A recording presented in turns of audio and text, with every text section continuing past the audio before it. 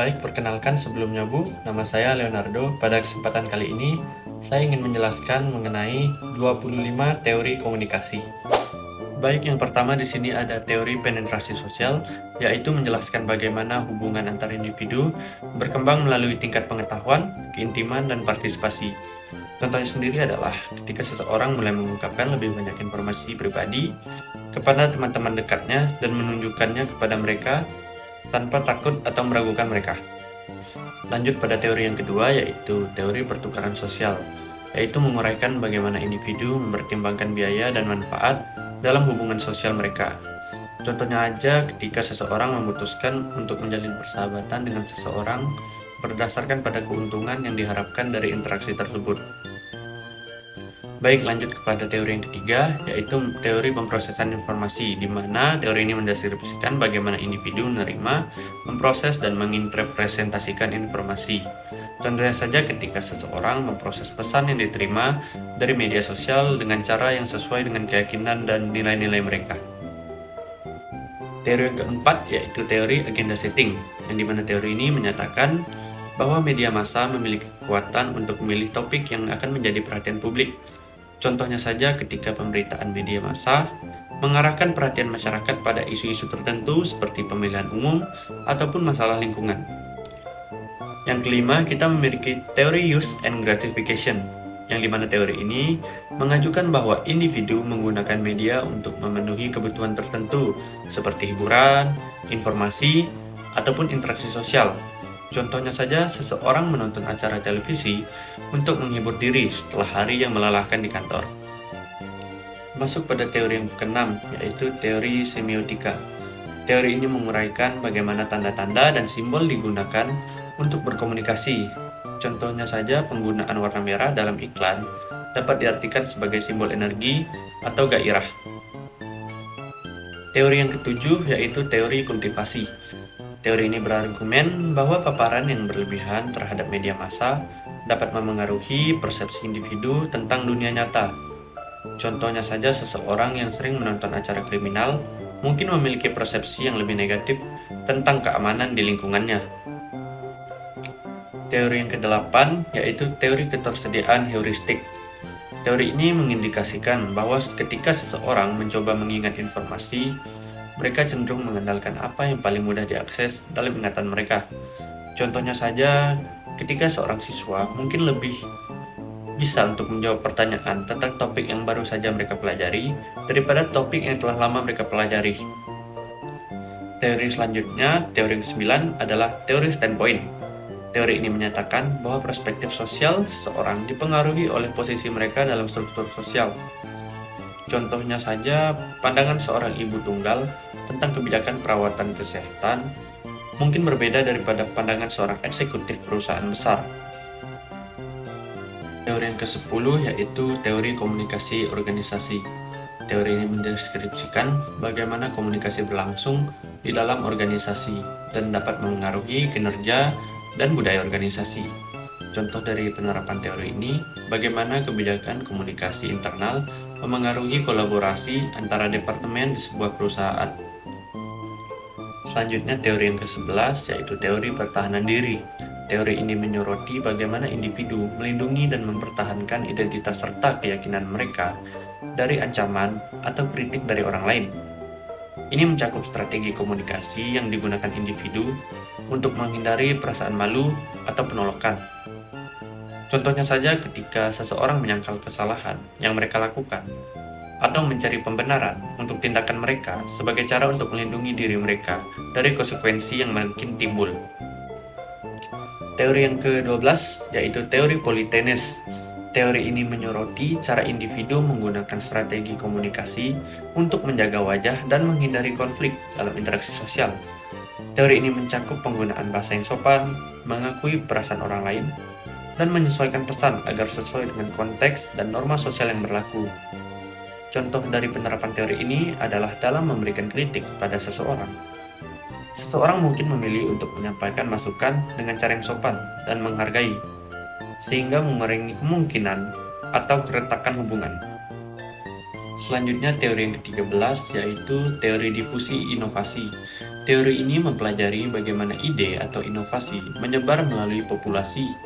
Ini mencakup faktor-faktor yang memengaruhi kecepatan dan pola penyebaran inovasi seperti kebutuhan, komunikasi interpersonal, dan karakteristik inovasi itu sendiri. Contohnya ketika sebuah produk baru diluncurkan ke pasar, inovasi ini mungkin menyebar lebih cepat jika didukung oleh kampanye pemasaran yang kuat dan rekomendasi positif dari individu atau kelompok yang dipercaya. Teori yang ke-14 yaitu teori persuasi. Teori ini mempelajari bagaimana individu dipengaruhi untuk mengubah sikap, keyakinan, atau perilaku mereka melalui proses komunikasi. Ini mencakup strategi persuasif, faktor-faktor psikologis yang memengaruhi efektivitas persuasi, dan dinamika interaksi antara pembicara dan pendengar.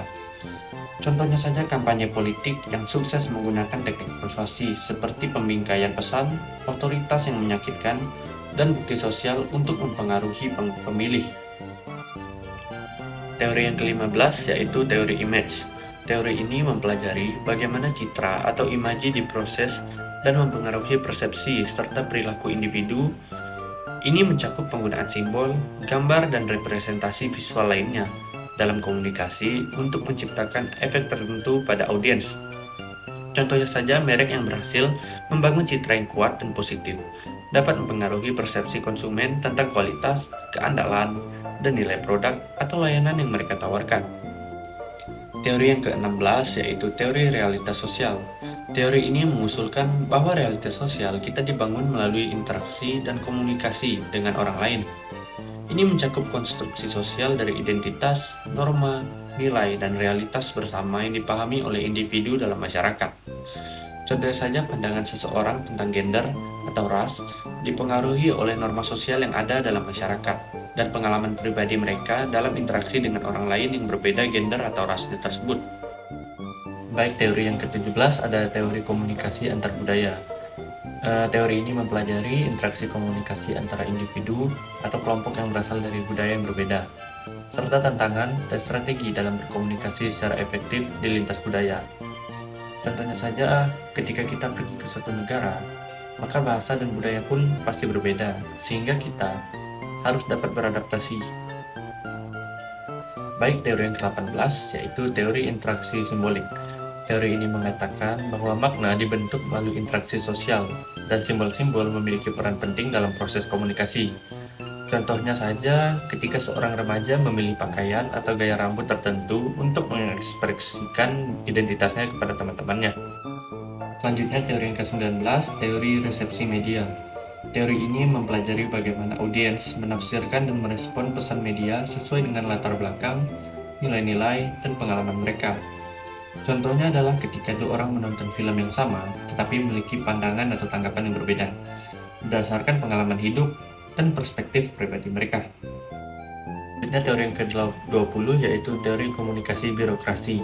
Teori ini adalah teori yang mengkaji bagaimana komunikasi terjadi dalam lingkungan birokratis, terutama dalam konteks organisasi, pemerintah, atau lembaga publik. Teori ini menyoroti dinamika komunikasi yang terjadi antara berbagai tingkat hierarki, departemen, dan unit dalam satu birokrasi. Contoh dari teori komunikasi birokrasi adalah ketika sebuah lembaga pemerintah menggunakan hierarki dan prosedur yang terstruktur secara formal untuk mentransmisikan informasi dan keputusan dari puncak organisasi ke tingkat bawah. Teori yang ke-21 yaitu teori komunikasi visual, merupakan kerangka konseptual yang mempelajari bagaimana pesan disampaikan dan diterima melalui media visual seperti gambar, grafik, video, dan simbol. Teori ini mencakup berbagai aspek seperti komposisi visual, warna, bentuk, dan konteks sosial dalam proses komunikasi. Teori yang ke-22 yaitu teori komunikasi administrasi. Teori ini merupakan proses penyampaian pesan yang dilakukan secara timbal balik antar anggota untuk mencapai satu tujuan organisasi. Teori ini dimaksudkan dengan tujuan agar anggota dapat menciptakan rasa saling pengertian sehingga dapat mencapai tujuan organisasi secara efektif dan efisien. Fungsi dari penerapan teori ini adalah untuk menjaga stabilitas informasi dan mencapai penyesuaian sikap antar anggota dalam satu organisasi. Baik teori komunikasi yang ke-23 yaitu teori akomodasi komunikasi. Teori ini adalah kerangka konseptual yang mengkaji bagaimana individu atau kelompok mengubah gaya, kecepatan, atau bahasa komunikasi mereka untuk beradaptasi dengan gaya komunikasi orang lain. Teori ini mengakui bahwa komunikasi sering melibatkan upaya untuk mengurangi perbedaan antara diri sendiri, orang lain, atau menekankan perbedaan tersebut. Baik, selanjutnya teori yang ke-24 yaitu teori komunikasi etika.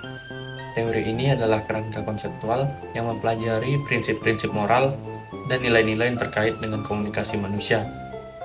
Teori ini bertujuan untuk memahami bagaimana individu dan organisasi melakukan komunikasi dengan memperhatikan keadilan, kejujuran, tanggung jawab, dan nilai-nilai lain yang dianggap sebagai etika.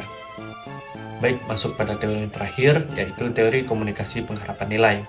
Teori ini adalah teori yang mengemukakan bahwa individu memiliki berbagai tindakan komunikasi berdasarkan pada harapan mereka terhadap hasil yang diinginkan dan nilai-nilai yang mereka berikan pada hasil tersebut.